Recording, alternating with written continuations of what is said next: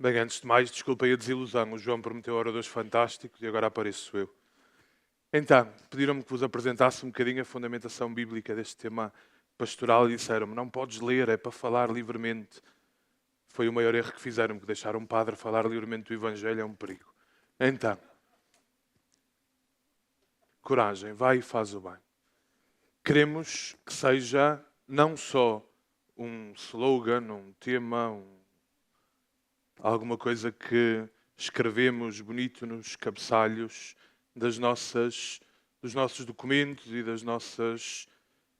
daquilo que fazemos diariamente, mas queremos propô-lo também como um caminho espiritual. E um caminho espiritual fundado e fundamentado naquilo que é o que define e acompanha um bocadinho o nosso peregrinar todos os dias. E por isso a Sagrada Escritura aparece aqui como o primeiro ponto de referência, como vos foi dito há pouco pelo João. Coragem, vai e faz o bem. É então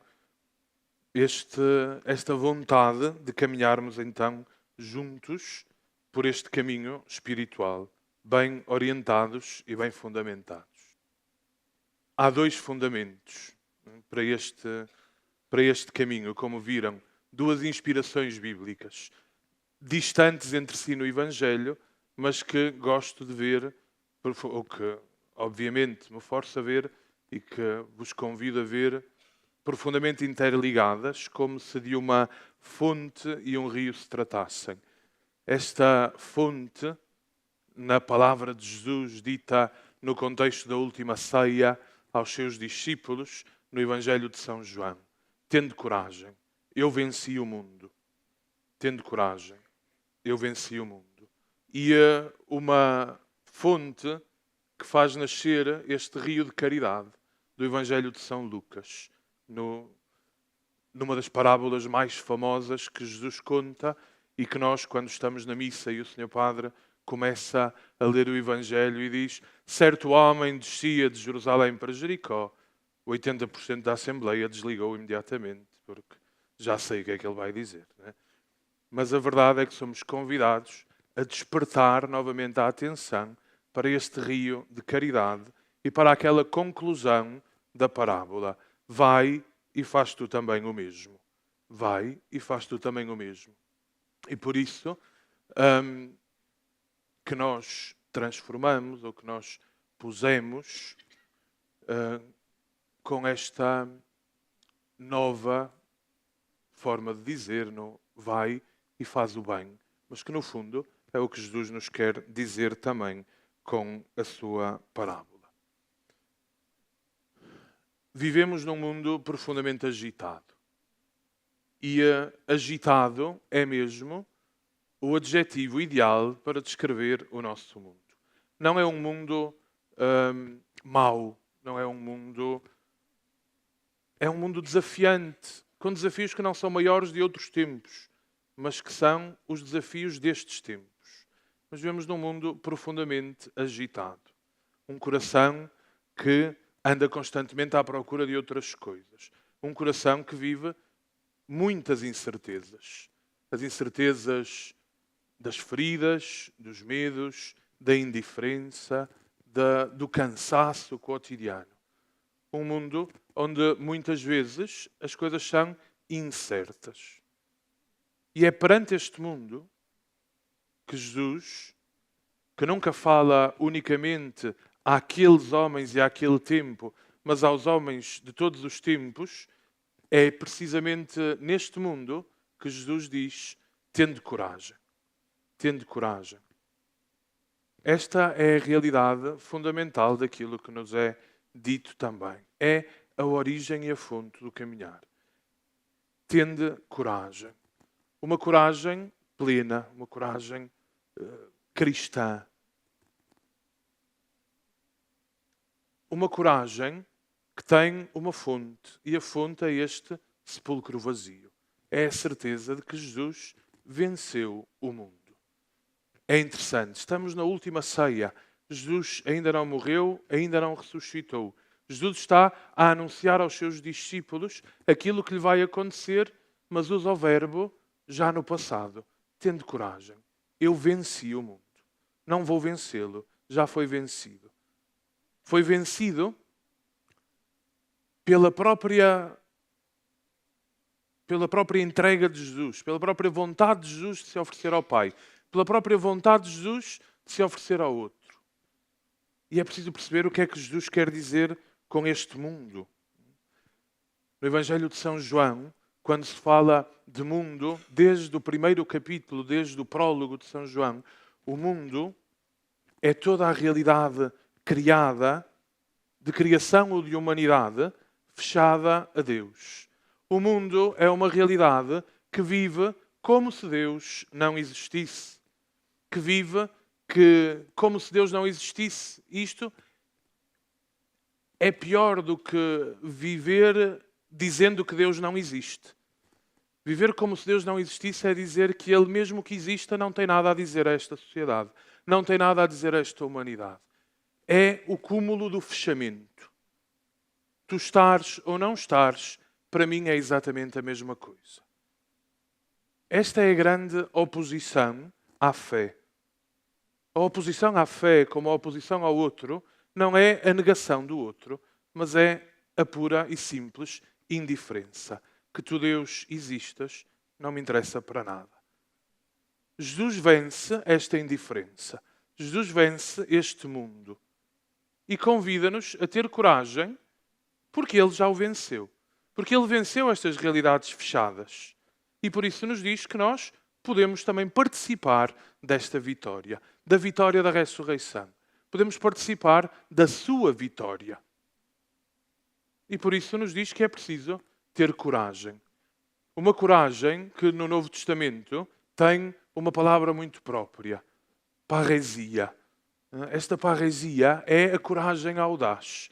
É a coragem que não fica parada em si mesmo. É a coragem livre. A coragem confiante. A coragem audaz verdadeiramente. Uma coragem que se faz testemunho.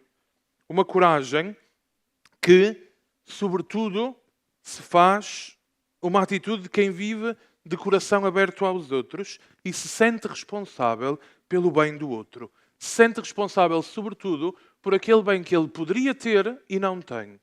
E não tem porque há quem não faça por isso. E por isso, esta parresia é este coração que se sente impelido a ir ao encontro. E por isso podemos perguntar-nos onde se vê esta coragem. E nós dizemos no samaritano. Qual é a coragem daquele homem samaritano?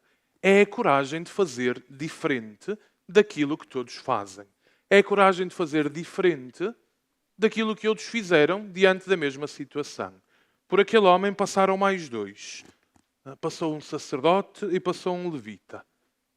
Este homem passou e teve a coragem de fazer diferente. Teve a coragem de olhar para aquele homem.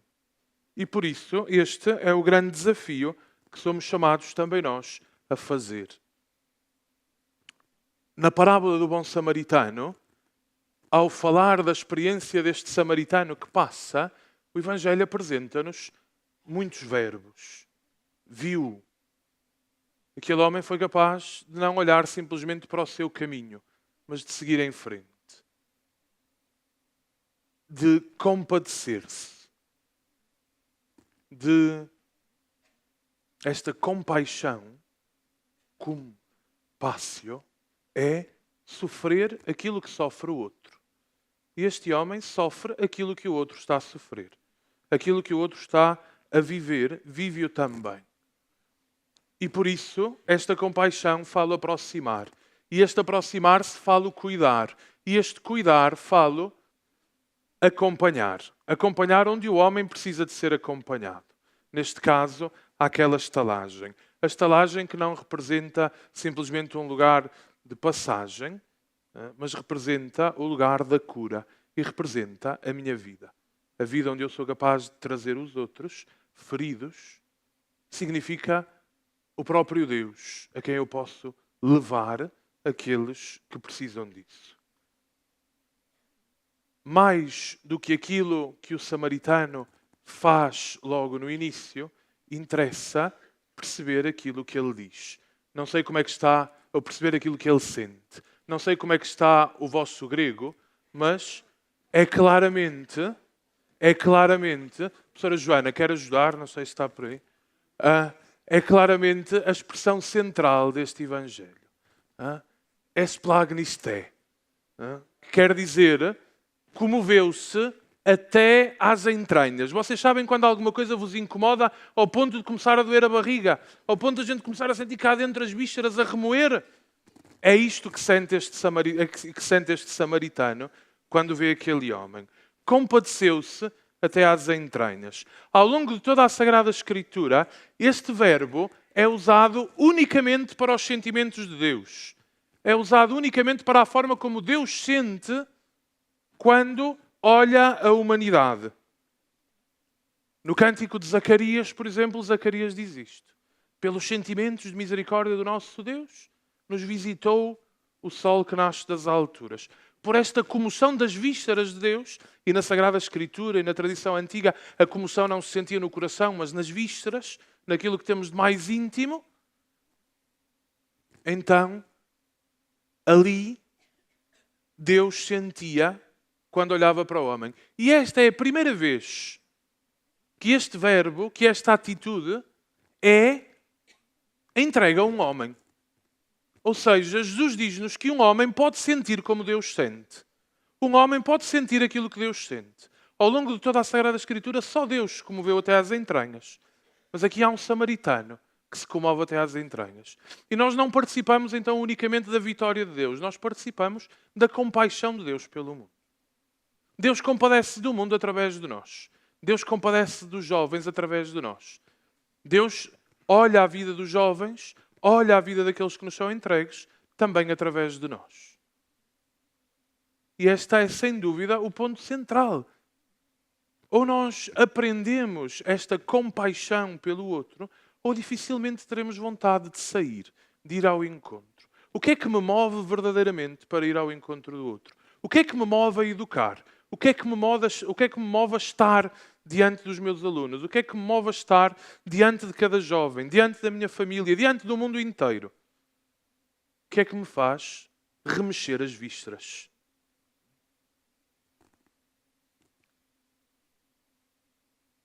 Esta coragem, então, é para nós o desafio de podermos ver, de podermos aproximar, de podermos cuidar, para depois podermos transformar.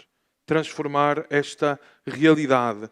Somos chamados a conjugar estes verbos diariamente, com coragem. Somos chamados a ir. A parábola do bom samaritano termina então com uma pergunta. Quem te parece que foi o próximo daquele homem? A resposta é óbvia. O que teve compaixão dele, mais uma vez. O que teve compaixão dele. Jesus diz, respondeste bem, vai tu e faz o mesmo. E é o desafio que fica a cada um de nós. Vai e faz o bem, com coragem. Com a coragem audaz do Pentecostes. Com a coragem audaz dos primeiros discípulos.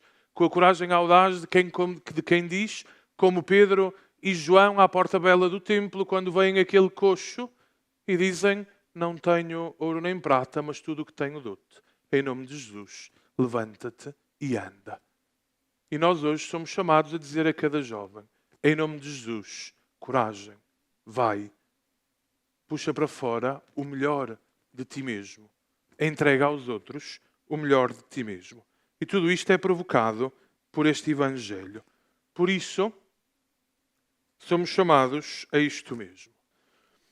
Este ano pastoral pede-nos então para fazer o que fazemos de uma forma ainda mais audaz, à maneira de Jesus. A fazermos crescer em nós os mesmos sentimentos de Cristo. Ele venceu o mundo, ele que venceu o mundo, quem percebe que Jesus venceu o mundo, deixa de viver à defesa. Quem percebe que Jesus venceu o mundo, deixa de estar parado e tem coragem de sair ao encontro. Termino com uma frase do Santo Padre dita aos jovens do Conselho de Jovens do Mediterrâneo, que pode sintetizar um bocadinho o apelo deste tempo e o apelo deste Evangelho para os nossos dias. Sede sinal de uma geração que não aceita criticamente o que acontece, que não se vira para o outro lado, que não espera que seja o outro que dê o primeiro passo. Sede sinal de uma juventude que imagina um futuro melhor e que escolheu construí-lo. Sede sinal de um mundo que não se rende à indiferença e ao habitual, mas compromete-se e trabalha para transformar o mal em bem. Este é o apelo que nos fica do Evangelho à vida de todos os dias. Coragem, vai e faz tu também o mesmo. Coragem, vai e faz o bem. Obrigado.